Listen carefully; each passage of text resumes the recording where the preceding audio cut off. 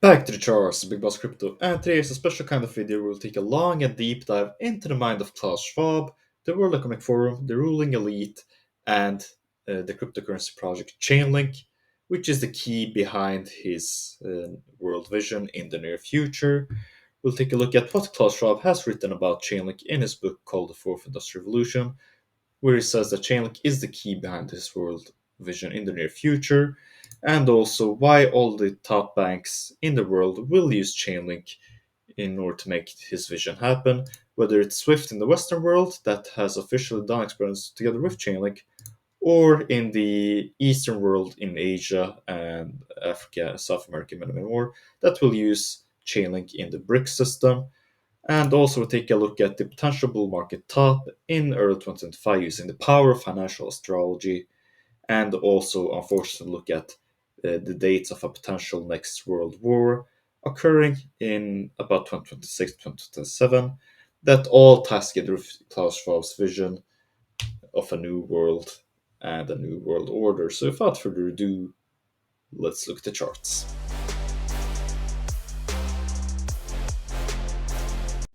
Alright then, so before we take a long and deep dive into this video, just as a background, we have done many videos on this channel regarding Klaus Schwab, the World Economic Forum, the rich elite, and how they think, their mindset, how they plan out the future, and this cryptocurrency project being the key behind their vision called Chainlink, which in short bridges the gap between the real world and the blockchain world.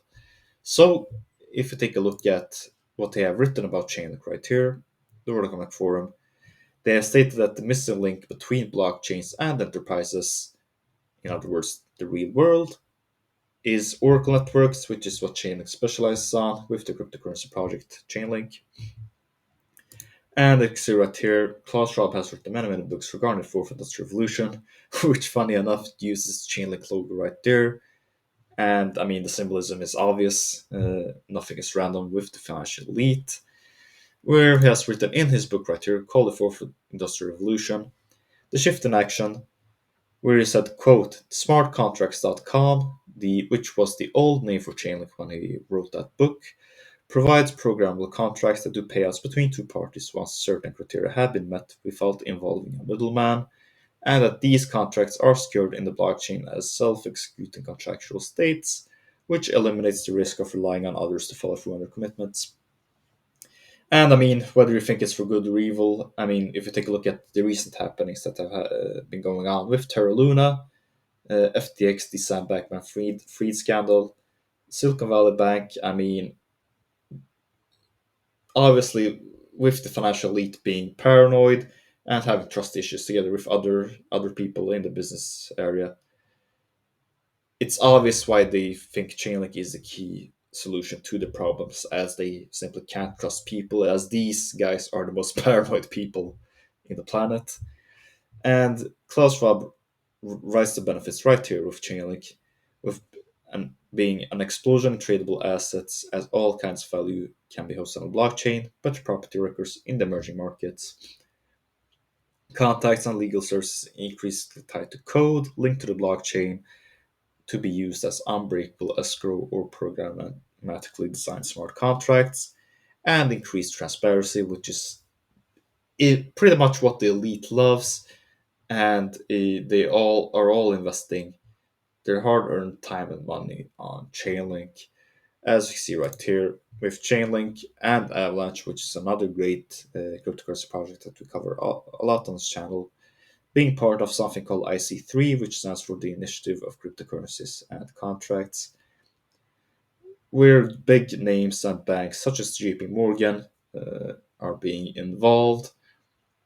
And furthermore, like this blog post says right here, if you don't know about this organization or initiative, sorry, this is basically where all the big brains meet up and solve the big important problems, like the Oracle problem or the scaling problems, which is funded by the US government through the National Science Foundation, NSF, which is a very shady organization that has been involved with the funding of the atomic bombs that have been dropped in Japan in the Second World War with the Manhattan Project, and also funding the birth of the internet with the together with DARPA. And As you can see right here, NSF grants and private investors that belong to the central banking system. And projects that have come out of it are none other than Ethereum, Chainlink, Avalanche, Arbitrum, Oasis Labs, and most likely Bitcoin itself. Never heard of IC3? Ask yourselves why. And as you see right here, Swift has been working a lot with tokenization, where Chainlink is the key in order to make that happen. As you see in this article from last year, where Swift unlocks the potential of tokenization for successful blockchain experiments. And where Chainlink has been the key behind it, where it says right here, working from a dozen major financial institutions and market infrastructures, and Chainlink, a leading Web3 services platform. Swift has successfully demonstrated it can provide a single point of access to multiple networks using existing secure infrastructure, basically for tokenization and tokenized assets and CBDCs. We're very excited regarding the developments of Chainlink. But not only Swift uses Chainlink, as you see right here, that BRICS as well are creating payment system based on digital currencies and blockchain. According to this report right here, where BRICS also uses Chainlink, which is very interesting. And you might think, how does that make any sense with both Swift and BRICS using Chainlink? Well, in short, this is all a big and staged drama with both the US, the Western world, and Russia, China. They all answer to this guy, Klaus Schwab, the World Economic Forum, with the next world agenda. And where Klaus Schwab himself has his own bosses in the deep state and the global elite that are lurking in the world, which is a very short and brief summary, and we'll dive deep more into that later on in the video. Now the question is then, how does the financial elite and the most powerful people around the world, such as Klaus Schwab, Vladimir Putin, the president of the United States, how do they all communicate with each other? Well, they use nothing other than astrology. And I know, this might sound completely crazy and completely wacko, but we have to remember that astrology is a powerful tool that, and all the planets in solar systems affect us much more than we think, actually. And if you're not convinced about that, just look at the quotes right here by none other than JP Morgan, the founder of the JP Morgan Bank, where said, quote, millionaires don't use astrology, billionaires do. JP Morgan, the founder of the JP Morgan Bank, one of the biggest banks in the world, said that. Let that sink in. And if you're still not convinced, he also said that anyone can be a millionaire, but to become a billionaire, you need an astrologer. And let's just leave it at that. I mean, JP Morgan obviously knows a lot more than you, me, and any other common man or woman in the world. So obviously, when it says a short and powerful quote like that, you should pay attention. And it all ties to the something called the Lewis McWhorter's theory of stock market forecasting, which ties together with something called financial astrology, which is what the billionaires and the most powerful people in the world use. And this might look like a completely weird figure right here, where you don't know where to begin regarding this. But if you take a look at the Wikipedia page of someone called Louis McWhorter, who was a financial astrologer who purported to use astrology to forecast financial markets, which is exactly what people like JP Morgan, Klaus Schwab, and the most powerful and influential people in the world use astrology for, to forecast financial markets and prepare for great times and unfortunately bad, rough times in the economy. So if you want to take a look at the Wikipedia page, I'll provide a link in the video description. And as you see right here, McWhorter's theory was that the major primary trend of business volume and finance is clearly pointed out by the 18.6-year cycle of the North Node of the Moon as it passes through the 12 signs of the zodiac. And by the way, whether you believe in astrology or not, this is important to take note of, as one thing is for certain, the financial elite in the world all use this very carefully. So, as you see right here, we got different signs in the zodiac, indicating if it will be an extreme low of the economy or extreme highs of economy, etc., etc. And if they just look at this table right there, we can see uh, the financial crises that have occurred in the stock market and how it relates to the location of the North Node. And it obviously points out that nothing is random and that the financial elite are careful planning this out through the power of astrology. Where we can see right here the notorious financial crisis of 2008 all happened in the lowest low of the McVerver cycle, with the North Node being in Aquarius, and also dot-com bubble where it was in a bad position as well. And we are approaching uh, with since this cycle happens in about 18.6 years, we can expect that the next crisis will happen in about 2026 to 2027. So yeah, be prepared for that. Um, but the good news is that for now we will see a pretty good bull run in 2024 until 2025, uh, with basically Jupiter, the planet of abundance and expansion, etc., etc., being in the sign of Gemini, which is a very bullish aspect for the markets. So there's that. And if you take a look at right here in this book called Financial Astrology Almanac 2024 by Malcolm Buchholz, a great book you need to check out on Amazon to basically see what will happen in this year of investing and basically forecast the markets through the power of astrology. And we said the same thing as well, that in May 2024, which is about 2 weeks actually, Jupiter will enter the sign of Gemini, where McPherson says that Jupiter and Gemini will end a positive tenor to the economy until mid 2025, and that this observation aligns with suggestion that we will have strong markets and bullish markets into 2025, and that the node, however, will enter the sign of Pisces in early 2025, which is a reminder that the cycle, the 18.6 year cycle, is getting to the end, and that, yeah, we will soon see a pretty hard financial crisis. As I've noted right here in my personal notes right here, that the lunar nodes will enter Pisces in 29th of January 2025, which symbolizes the beginning of the end of the cycle, where somewhere during this period the peak is reached of the financial markets before the big crash occurs and the big financial crisis.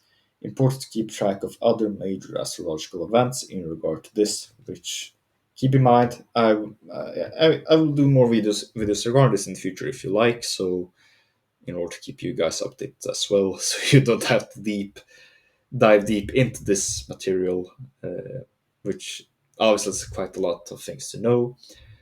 But in short, everything points out to April to May of 2025 being the top of the financial markets, with the lunar node having a conjunction with Saturn in 14th April next year, which is a very bearish aspect to the financial markets historically as well, and that in the other astrological models, such as Professor Weston's cycle, which indicates that May 2025 is the potential top according to him, which has been spot on, as you see right here in the yellow highlighted picture right here, with predicting the 2021 bull market tops in both March and October, and the 2022 crash in May, and the reversal points in January and September of 2023, where we had amazing pumps in both the stock market and the crypto market. So be on the lookout for April and May of 2025 for the potential top of the crypto and stock market. And now to something more, unfortunately, bad news, with a potential next world war being on the horizon.